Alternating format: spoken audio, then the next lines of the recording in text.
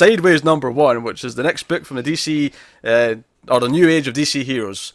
Yeah, Sideways, this is, he's kind of Spider-Man-y, but he, like, he basically creates tears in reality to jump through them, to teleport. That's basically what he's doing. And so Dan Didio and Justin Jordan are the writers on this, and then Kenneth Rocafort's on the art. And this issue kind of takes its time to kind of introduce us to him, his best friend Ernie. Derek's the name of the kid who's got the powers, who's Sideways. And introduces to them, it gives us a little bit of a flashback to explain. And this is the one that's the most tied into Metal so far, because it actually sets up that he got his powers because he was in Gotham when the Mountain appeared back in the start of Metal. So, okay, alright, so that ties in. We see him at class, and then we see that he keeps jumping around because he wants to be in his suit.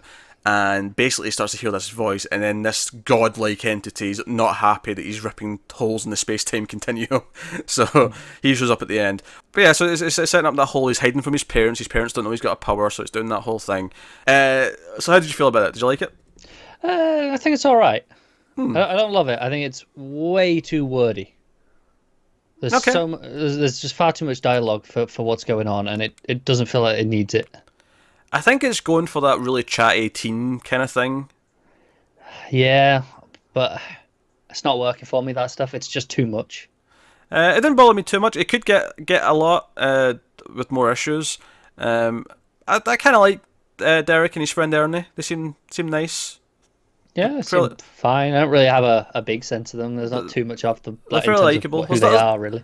There's not a whole lot in it, yeah. It's kind of just slaying the ground. I think this is the problem when you've got a new series about a completely new character and concept, is that you like, I feel like it can never be actually that engrossing, unless they just decide not to do any of the explaining in the first issue and just give you like a moment, which is kind of, I guess the Silencer kind of did that, because it kind of put you into the midst of this action scene where it was like, okay, what's, there's tension here. I think I learned a lot about the Silencer through context of it as the issue went on, rather than it just telling me everything, whereas this kind of just goes through it and goes, this is what's going on, this is what this kid is. I think that's fair. I think this was better than Damage, though. Oh, definitely, yeah. Better than Damage. With that. Not as good as Silencer, although I feel like the concept of this has more potential than Silencer, if that makes sense. Yeah, that's fair. I agree with that. I'm down to read another issue, though. It didn't put me off reading more. And checking out, see how it progresses in issue 2. Especially since like actually talking to this big god guy and maybe seeing, where that leads. Might be fun. See, I want to see how he interacts with a figure like this. And then maybe we'll get more of the hiding from the parents next issue and sort of see how that's going to play out, and like, what is he actually? Because right now, like, the plot is basically this thing's upset that he's doing what he's doing. What actually is the plot when he starts to like stopping bad things from happening? Is he saving people? What's he doing? I think that's part of my concern with this.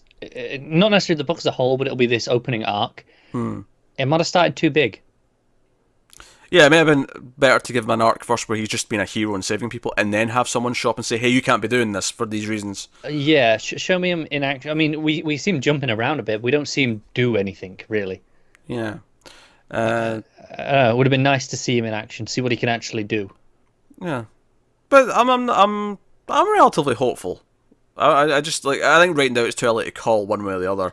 Yeah, definitely. I think there's potential there.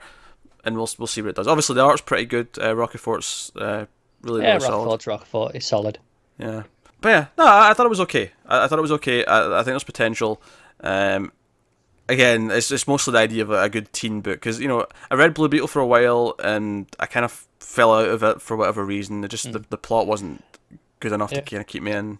I think that's my worry with this one as well. Like, it's a pretty decent issue, but I'm a little disappointed and underwhelmed based on what I wanted out of the book off the gate. Yeah. But it's not a bad issue by any means. Yeah. Just a little bit underwhelming, maybe. Yeah.